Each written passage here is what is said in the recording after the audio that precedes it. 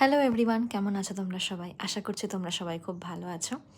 শীত তোমাদের ওখানে কোথায় কেমন পড়েছে, কতটা মাত্রায় পড়েছে তোমরা কমেন্টে নিশ্চয়ই জানিও।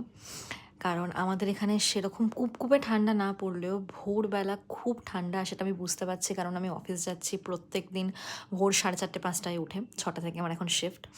তো সেদিন অফিসেই ভাবলাম ঠান্ডার মধ্যে একটু গরম গরম কিছু খাওয়া যাক, কিন্তু বাঙালিয়ানা খেতে ইচ্ছা করছিল, আর চাইনিজ বিরিয়ানিগুলো আর ইচ্ছা করছিল না।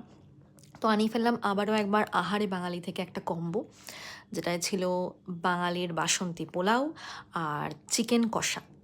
এই কম্বোটা তোমরা কারা কারা ভালোবাসো এটাও অবশ্যই কমেন্ট করে জানিও।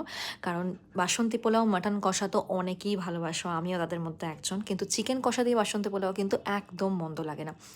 আহারি বাঙালির খাবার কতটা ভালো এবং কতটা কোয়ান্টিটি ও কোয়ালিটি ম্যাটার করে ওদের কাছে, সেটা আমি আগেও শেয়ার করেছি আমার ভিডিওতে। আর এবারও তোমরা দেখো, চিকেন কারির কনসিস্টেন্সিটা খালি দেখো, মানে প্রচণ্ড ভালো।